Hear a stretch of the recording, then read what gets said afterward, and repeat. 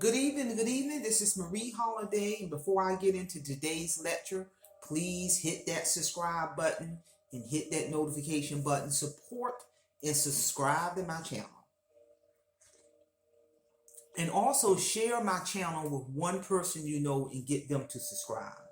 So with that being said, let's get down to today's lecture. The focus of this lecture is going to be how to avoid being prey to a narcissist.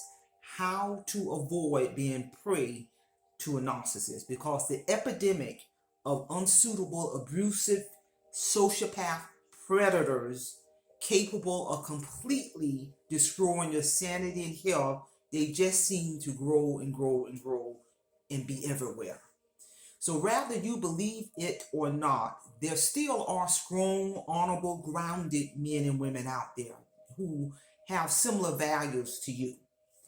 However, some men and women just keep attracting the extreme narcissists, the sociopaths, and the psychopaths in their life. Why is that?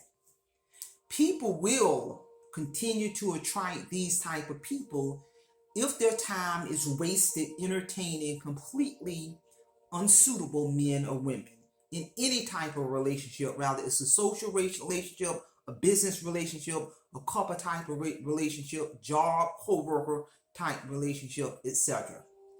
There is a reason some people attract the same sort of people time and time again, meaning the manipulators, the sociopaths, the abusers, they're all predator in nature. And I'm here to tell you, they literally go on the hunt and specifically target a certain sort of person. It is really not as much that you attract them, but more it's like the narcissist deliberately hunt certain types of people down. They, like a hunter hunts an animal. They view you as their prey. That is why they are considered predators. That is why narcissists are considered predators, because they consider you as their prey and they're always on the hunt. Just as predators know exactly the sort of man or woman they want to lure, seduce, and manipulate, use, and abuse. They like put a target on a person.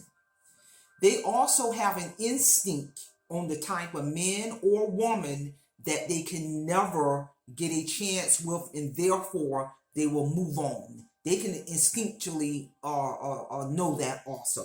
Just like they can instinctually know that prey, they can instinctually know who to move on away from. Predators, the narcissists, are opportunists. They always go for the easy prey, the prey that's an easy option, the low-lying fruit, that's the easy reach. They always go for that. So, in knowing all this in my introduction of that narcissist who is a predator, it don't matter if they're male or female. So I'm going to talk about some tips on how to avoid being prey to the predator, avoid being prey to the narcissist. I'm going to introduce 7 powerful tips on how, rather you're male or female, on how to avoid being prey to the predator, the narcissist. Number 1, which is the most important and the most powerful, is you got to rebuild your self-esteem, your self-worth. You got to do that, because low self-esteem and lack of self-respect can lead you to entertaining people who you shouldn't. Entertaining the sociopaths, the psychopaths, entertaining individuals who want to gossip and stir up chaos. And so low self-esteem and self-worth can lead you to entertaining people who you should not be entertaining. Number 2 tip, stop being a codependent, meaning a people pleaser. A common trait of a codependency is the need to fix others, but that being that yes person, putting other people's needs always before your own. And in reality, it really is okay to say no. It really is. You don't have to be a people pleaser. So number 2, stop being a codependent people pleaser.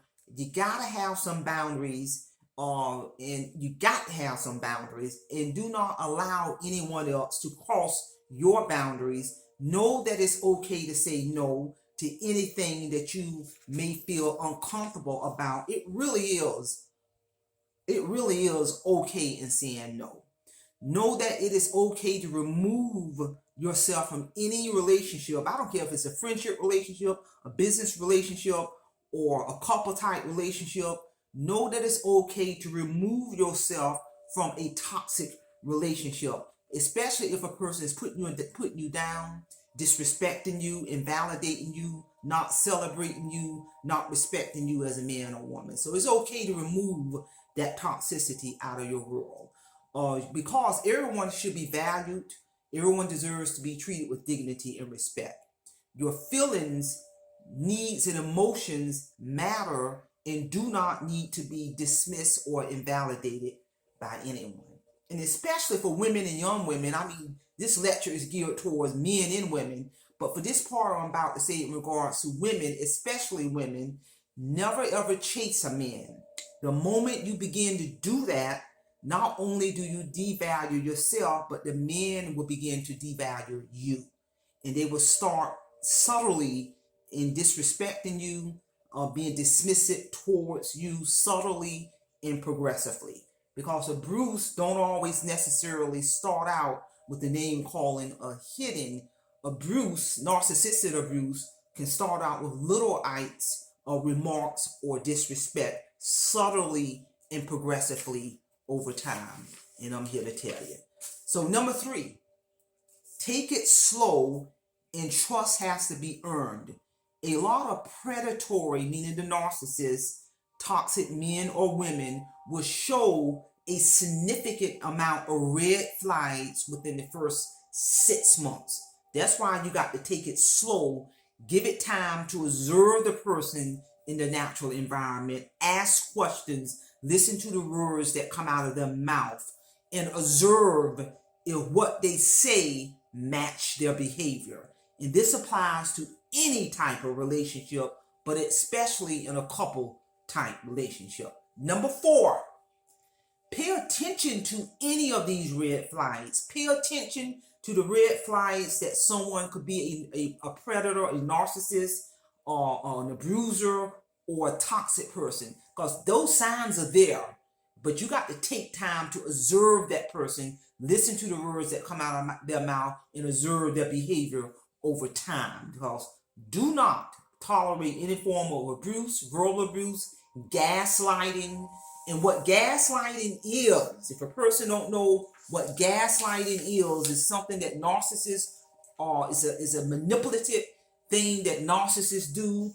And some indicators of gaslighting is the person will blame you for things that go wrong. The abuser will often make the person feel stupid, or that everything that's happening wrong is their fault, and you are held responsible for their faults. That's what gaslighting is. The abuser also would twist conversations. All those are indicating of gaslighting. So do not tolerate any form of abuse, gaslighting, name calling, disrespect at all, because these are all typical personalities of a toxic, typical characteristics of a toxic relationship. So don't be afraid to disengage when a person is showing some of these red flags early on. Number 5, detox your circle.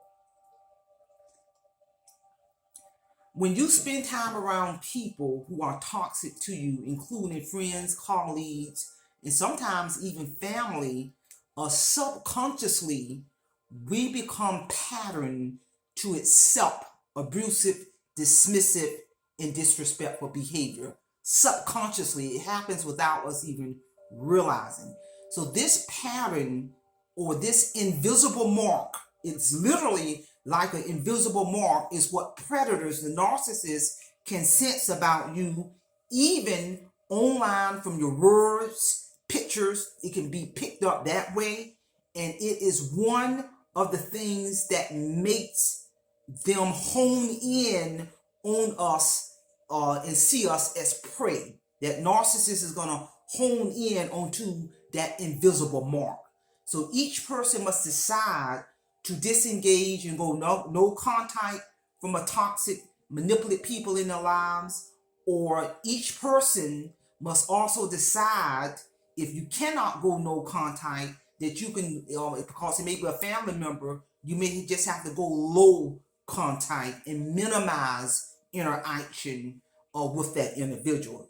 And when, in terms of detoxing your life, that's an ongoing process. It's not just a one-time event. Number 6, surround yourself with healthy friends and family and loved ones. That's a powerful support right there. When you take something away, when you remove the toxic person, then you got to replace that with healthy friends and families or supported loved ones in your life. And number 7, which is very important, enrich your life with hobbies and activities. Those hobbies and activities can be working out, enjoying time with family, reading, stay vacation, cooking healthy meals, eating healthy meals, or whatever your hobby may be. Enrich your life with hobbies and activities. So, ladies and gentlemen, I hope you all got something out of this in terms of recognizing some of the signs of a narcissist individual. We see this a lot going on in a lot of relationships out there, rather they male or female. So with that being said, simplify, simple fidelis, and don't forget to hit that subscribe button, hit that notification button, and I will see you all again next time, and I'm going to leave you in the care of your own conscience. Have a great evening.